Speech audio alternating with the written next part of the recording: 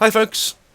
So I thought it'd be a good day to round off the 10th edition videos for now by looking at the last things the Games Workshop has actually brought out that we haven't covered yet.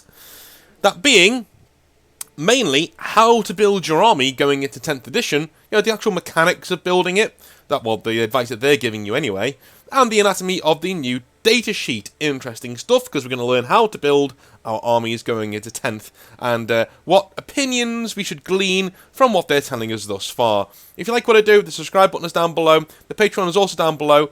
Go and get your 5% discount at Composite Games by using the promo code Northern Exile down below. And the Discord, by the way, is free. It is down below. If any of you want to head on there, talk to me, talk to others, have a laugh about the hobby, it's all there, it's all good, and it gets rave reviews for how much it helps people. So head on there, talk to people, and have fun. So, first things first, when it comes to the old... when it comes to Games Workshop here, there is no one way to collect an army of Warhammer 40k, and I think that Games Workshop will tell you that from the very get-go as well. But I find it very interesting what they suggest is the best way to collect your army. That's why I wanted to do this video, because I think it might tell you a lot about where they want you to go spending your money straight away. So, how army building works in the new edition of Warhammer 40,000. So, simplified, not simple. If I hear that phrase one more time, simplified, not simple isn't an empty statement. It's a deep design philosophy that touches all parts of the new edition of Warhammer 40,000, including how to muster an army. Well, it should be simple. This is the thing that they don't seem to understand. Simplified, not simple, that's fine. It should be simple to assemble an army of Warhammer 40,000. That's it. It should be simple. It should be, I find these models cool, and I'm going to play with them. So it should be simple. Simplified, not simple, is not something that you should be bringing to how to actually build your army list. Anyway, the detachment system has been a mainstay of Warhammer 40,000 for decades, in one form or another. Battlefield roles and the force organisation chart were originally intended to help people structure their armies, but always came at the cost of arbitrary restrictions and exceptions. It served the game well, but battlefield roles are out, and major new flexibility is in. I like that. That's good. That's one of the main things that I didn't like about old editions, and I think a lot of you know it as well, is when they would say, oh, you're only allowed one HQ choice with this kind of setup, you're only allowed two with this kind of setup, you're only allowed two troop choices and two elites with this setup. No, go bollocks to yourself. I want to play with what I have, thank you. I want to play with what I find is cool. If I want an entire army of Blade Guard, or an entire army of Paladins, I should be able to do that. Alright, I will be playing through the nose in terms of points, and I will have a far smaller army than the opponents, but I want to play with an entire army of 25 Paladins, thank you very much. No, can't do that, doesn't fit into the force organisation chart, sorry. Well, now I can. Now I can, so it is what it is. Now they realise, look, some people don't really care about making their armies balanced, and when I say balanced, I don't mean in an overpowered way, I mean in a, I don't care about winning way. I want the 25 paladins. I will lose almost every battle, but seeing that many paladins on the tabletop fills my heart with joy. Seeing that many Grey Knight paladins on the tabletop fills my heart with joy, and that's what I want to do, So hopefully, the new way of looking at armies gives you a really good, shall we say, leg up in the fun factor of building your army. For the new edition, the rules team have tried to incentivize the use of a wider range of units by ensuring that each unit has a cool, unique ability to bring to the field. Troops are no longer a tax you must pay to unlock the units you actually want to take, but you'll absolutely still be seeing plenty of classic frontline squads showing up in the field. Okay. Alright, so this is the process that they're laying out. Alright, cool. So select your battle size. That's pretty arbitrary, okay. Start your army roster with the Grey Knight symbol, apparently. Choose a faction. Select detachment rules. Select units and promote your warlord. Well, hopefully they're going to... Yeah, they are going to go into it here. So, battle size. There are now 3 main battle sizes. Incursion, 1,000 points. That's how I like to play most of the time. Strike Force, 2,000 points. And Onslaught, 3,000 points. 500-point games are still perfectly possible, of course, but the Warhammer 40,000 core rules are optimised for slightly larger forces than that. Power levels are a thing of the past. Points are now the order of the day. So, those simplified power levels, they're now gone. We are now just having points, which is fine, I get that. So, Incursion 1000 points is around about where I like to play. And I think Combat Patrol will probably take the mantle of 500 points games away from the main Warhammer 40k game, which is fine by me.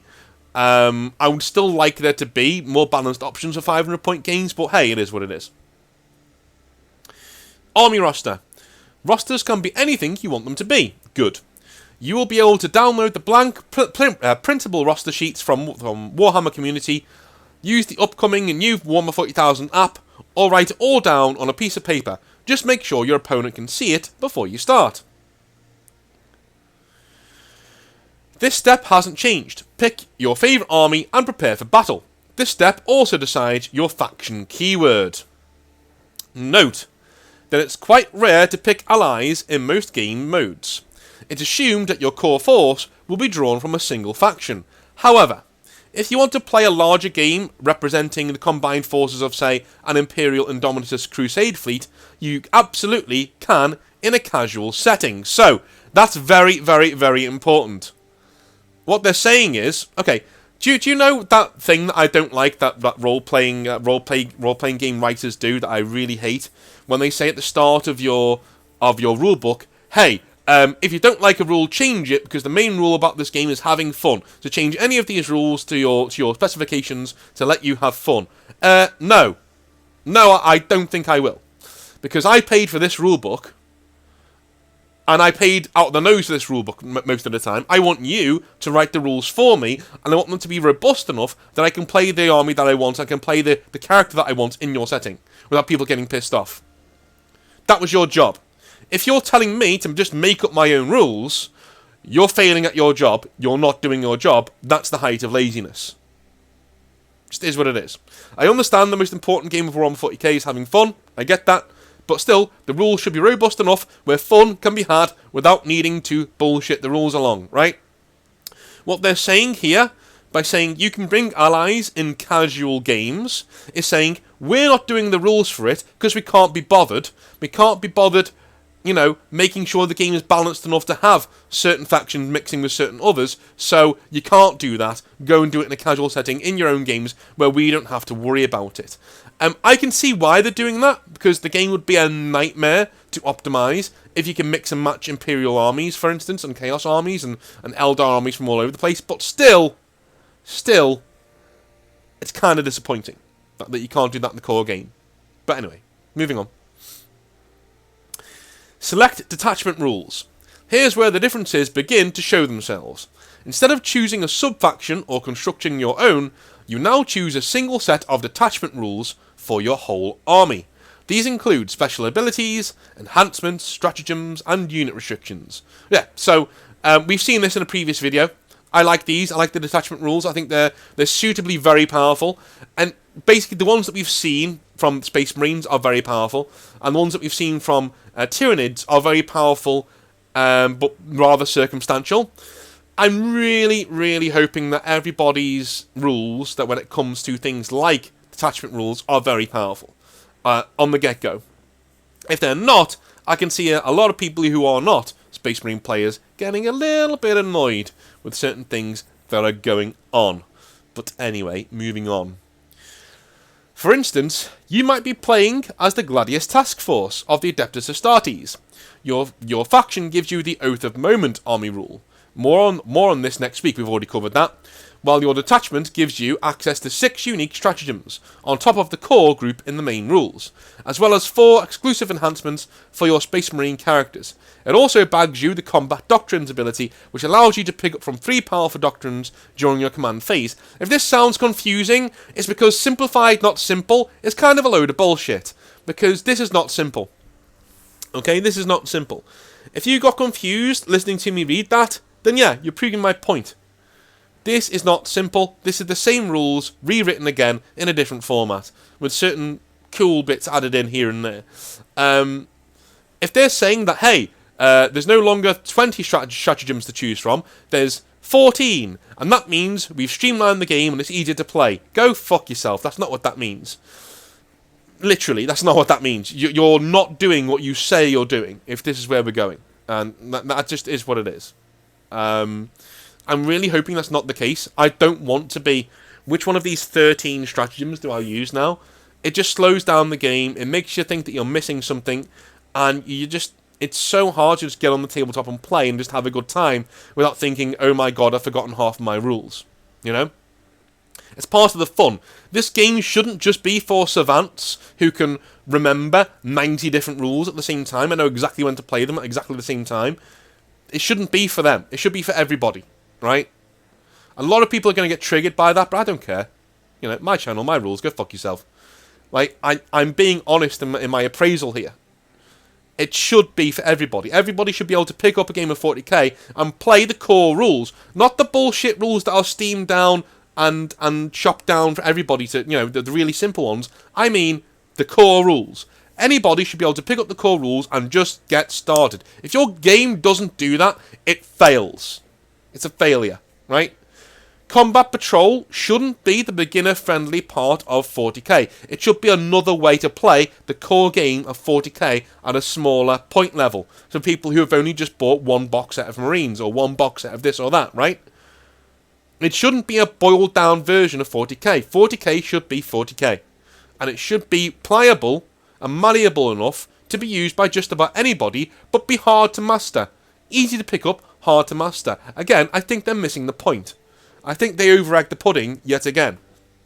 You have things like Gladius Task Force. Okay, fine. That gives you the Oath of Moment rule. Okay. And it gives you your... Detachment gives you 6 unique stratagems on top of the ones in the core main rules, of which there will be about 10. That's 16 stratagems. As well as 4 enhancements for your Space Marine characters. It also bags you the Combat Doctrines ability. And away we go, right? Yeah, we're already getting the bloat. And that's just Space Marines. Space Marines are the simplest army to play. That's just Space Marines. Okay? Just for Space Marines, you have 1, 2, 3, 4, well, 2, 16, so that's 18, 19, 20 things to remember. 20 things to remember for one army, playing it on the tabletop, all at once. It's mental baggage we don't need. There was a long time in 40k when stratagems weren't even a part of the setting. They weren't even a part of the game. And it worked just fine. It worked just fine. 3rd edition, probably one of the best editions of the game, worked just fine as it was. Absolutely fine. Were there bugbears? Yes, of course there were. There were certain parts of the game that I didn't like. But by and large, it worked just fine. What we're doing here, simplified, not simple. I'm sorry, all I'm getting from this is it's not simple. I'm not getting it simplified at all. It's not simple. If you're saying going from 25 stratagems to 16 to remember is simple, nah, man. Come on. If you choose to fight with a different detachment, you'd replace the stratagems, enhancements, and combat doctrines with those of the new detachment. Fair enough. The detachment choice will be very rarely tied to an army colour scheme. So while Ultramarines might be the theoretical and practical masters of the Gladius Task Force, other chapters can use it too. And the same will be true of many other detachments, as they are added into the game. This means that you can try multiple detachments with a single army. You are not going to be locked into a single detachment just because you painted your army blue or red or yellow. I like that. Very nice. Very nice stuff. I like that. Because you shouldn't be locked into single detachments. That would be stupid. That would be a stupid way to do the game.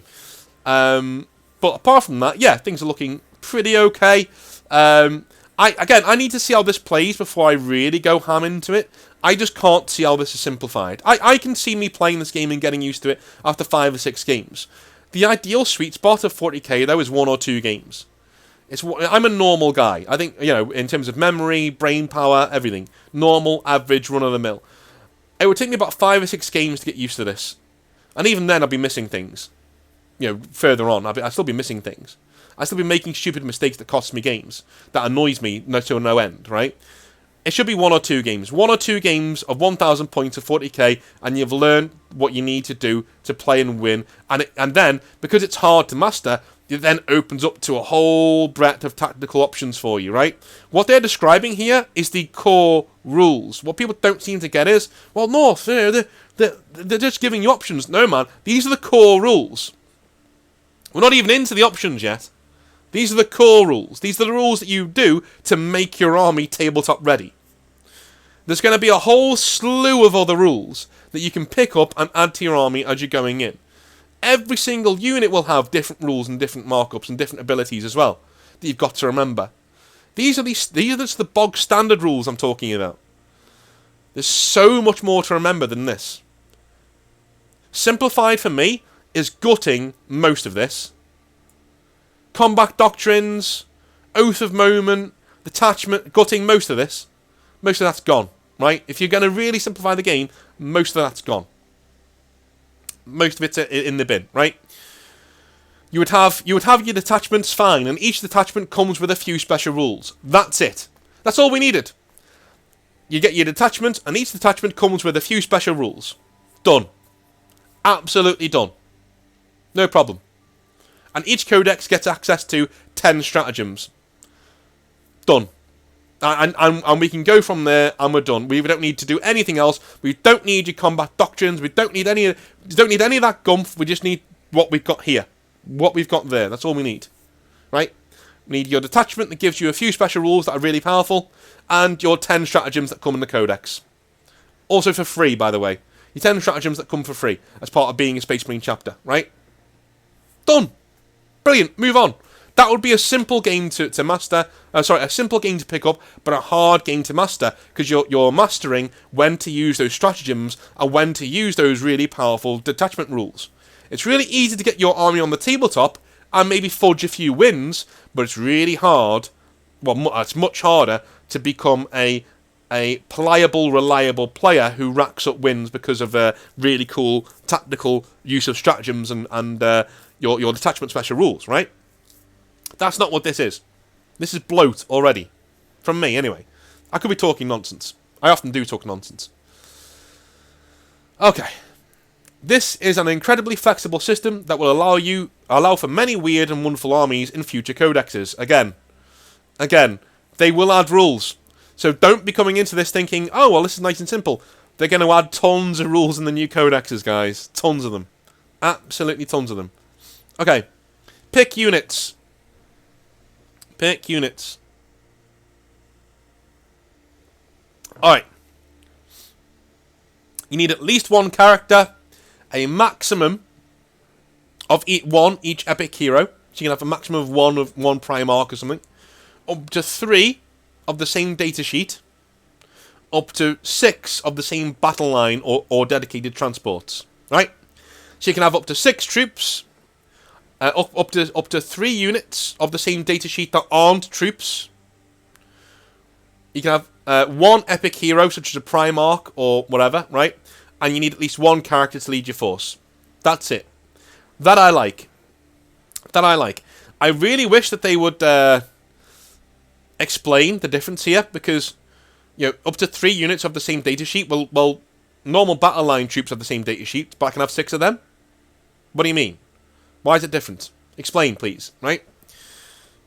I'm assuming troops do not adhere to this rule of 3 of the same data sheet. I'm assuming you can have 6 units of 5 intercessors if you want to, right? I'm assuming that anyway. Using the faction keyword you picked earlier, you now select the units you want to include in your army, with the following stipulations. You must include at least 1 character. You can only include 1 of each named epic hero. Gilliman, for instance. Lionel Johnson, for instance. You can only include up to 3 units of each datasheet. However, you can include up to 6 units of each datasheet with the battle line or dedicated transport keywords. Okay, there we go. So they are exempt from that rule. I would just wish it would say it on the graph, but they are exempt from that rule. Okay, cool. Each character can only have 1 enhancement.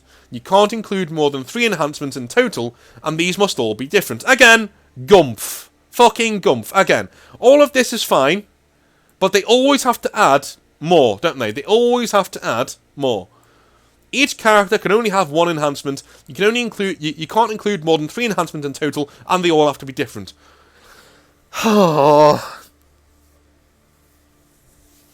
Just say, I don't know, man. I don't know. Just, I know it's there for balance, but do we need enhancements then?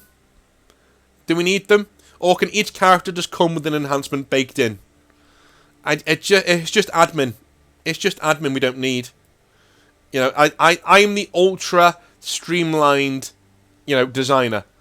I come into your game, I come into your setting, I come into your book, and I say, yeah, most of this we don't need. Cut it, right? And build up the stuff that works. Focus on the stuff that works and build it up.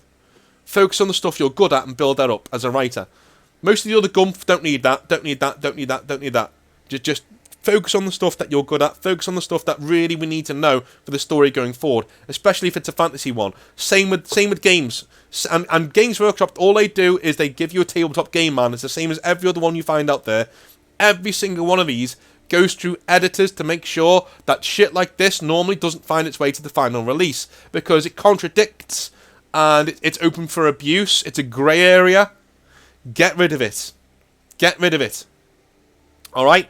Each character, right, should only come with one enhancement. Okay, yeah.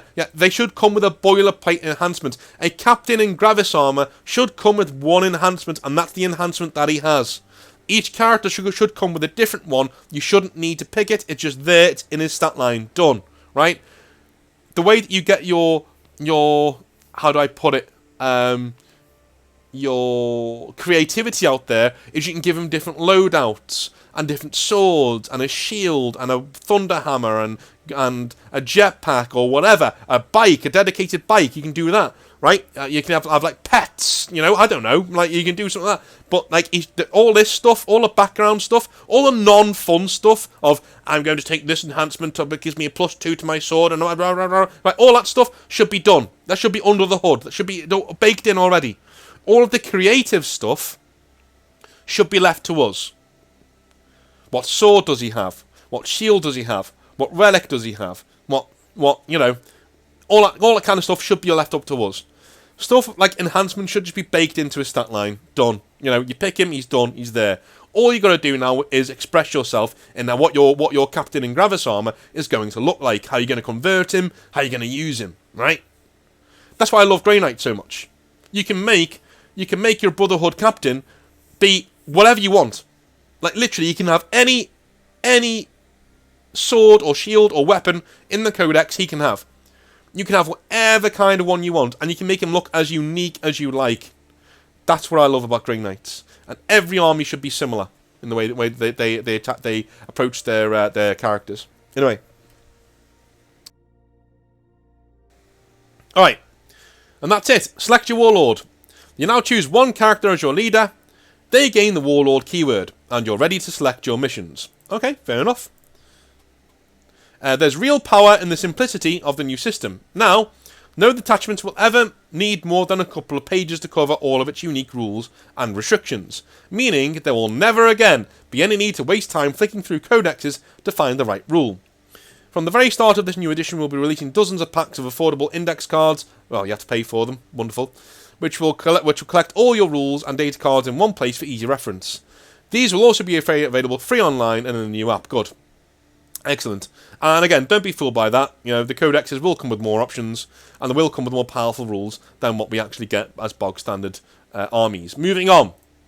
So, the anatomy of a new data sheet. This is one that I've really wanted to look at, because we've had a complete reset in how units are going to look in 10th edition going forward. So, let's have a look at the base stat line before we go anywhere. So, OC. Objective, isn't it? Objective control, yeah. So what is OC on the stat line? You can see that this Intercessor squad, they can move 6 inches, they have a 4 toughness, they have a saving throw of 3+, they have 2 wounds, they have a leadership of 6+, and a objective control of 2. Objective control, or OC, is a measure of how well a unit can secure critical locations. It's an elegant means of clarifying a previously complex aspect of the game. Now, each model has an OC characteristic, and to determine who controls an objective, you simply count up the total of OC models within range. This small but impactful change breathes new life into basic troops.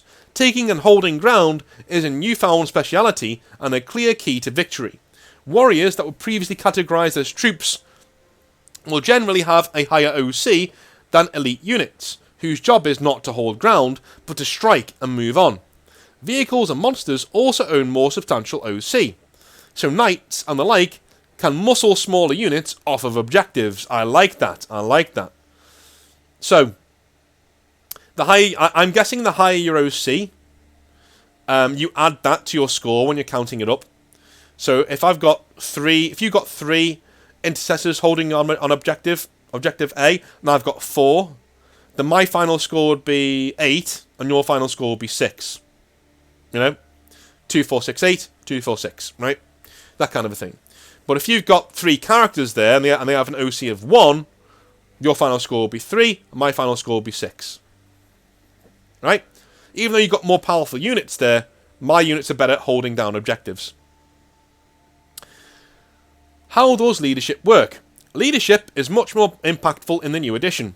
Your unit's morale is now gauged with a battle shock test. Many factors can force a unit to test for battle shock, including being below half strength during the command phase, fail and they struggle to capture objectives, use stratagems, or fall back from combat. You'll notice that leadership now counts upwards. Our intercessor has a leadership of 6+, which is equivalent to his old value of 8. Basically, yeah. Roll a couple of d6, try and get 6+ on that number. What has happened to weapon skill, ballistic skill, strength, and attacks?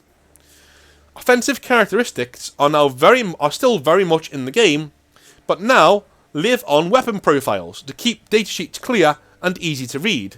So in that case, how do weapons now work? Alrighty. Everything you need to take a shot or a swing at your enemies is now contained in an individual weapon profile. Everything from attacks to weapon skill to damage is all in one place. This means that weapons like power fists, which used to need text to explain that they made things harder to hit, now have their own hit roll statistic. Moreover, weapon profiles are tied to individual units, so a chainsword in the hands of a Space Marine is deadlier and easier to hit with than one wielding by a snivelling cultist. Okay, I like that. So yeah, not all weapons are born the same value in other people's hands. That's cool. Alrighty. The thing that I don't like, though, some of the nicest character personalities came through in the amount of attacks that they got. So, am I right in saying that just because Gabriel Seth has that massive chainsword, am I right to note that he will have like 8 attacks with that now? Because normally somebody would get like 1 attack or 2 attacks with a normal chainsword, but Gabriel Seth will get like 6 or 7 or even 8 because he's better at using a chainsword. If that's the case, I like this change. If that's not the case, then we're losing a big part of the personalities of everybody in the game that I really, really, really, really, really hate. Anyway, the fundamental interactions haven't changed. Equal strength and toughness still means you wound on a roll of 4+, and so forth. It's just that all weapons' quirks are contained in its core abilities. Okay. Many different effects are covered by core abilities, from classic weapon types like assault and rapid fire, to auto hits from flame weapons. We'll go into weapon rules in an upcoming article. We've already done so. Alright, so that is how your army is going to play in Warhammer 40,000 10th edition. We've now covered pretty much everything that Games Workshop have brought out and told us about how the new edition is going to go and how it's going to work. You are now equipped with all of the knowledge you need to start thinking about what army you want to go with in 10th edition. Please, please, please, please, please come into 10th edition with your cynicism hat on and, do not let them take you for a ride, and you come into the new edition with both feet and you end up thinking, this is great, this is the best thing ever, and all of a sudden, new rules come out that blow yours out of the water, because the game gets more and more bloated, and more complicated as it goes on, right? I am thinking about starting a gaming group on the Discord channel where we agree to stick to indexes. That's how much I'm convinced we're going to be getting codexes that blow everything else off the water and result in a hell of a lot of power creep that's going to ruin the game for most people. That's how much I'm sure that's going to happen. Anyway, you now know how things are going to work out. I quite like the way the rules are going at the moment. I think we're approaching a time where they're making mostly positive changes. They're just not making the changes that they say they're making for the most part. A lot of the main army organisation rules aren't really that simplified. And the way the game works in itself, I don't think it's going to be any shorter or less complex than 9th edition 40k, from what I've read. You know, I can see certain things being simplified, that's great. But the way the actual game works, turn by turn, I'm going to have to see how it plays. I'm going to have to play it myself. But from what I've read, let's say let's give speed of the game a score out of 10, right? With 1 being the lowest, being the slowest. So 9th edition 40k would have been a 2 out of 10. You know, very very slow, cumbersome, annoying, overly complex game for Math Hammer specialists, right? Okay. So far, 10th edition, I would put it on a 4 out of 10. Still not good enough. Still not good enough. We want it to be 8, 7, 8, 9. That's where we want the game to be. From what I've read, it's on a 4. Now, please take that with a pinch of salt. I've not played this game yet. But from what I've read, from what they've told me, and by the way, they've told us the most flattering version of their rules, because they want you to buy them. So from that, I'm getting a 4 out of 10. Unfortunately. We'll see, though. We'll see. I can't wait to play it, to find out for myself. But anyway, love you all a long time. I'll be back tomorrow for some more Hobby Nightmares. Have a wonderful rest of your day, and I will see you then. Have a good one. Bye now.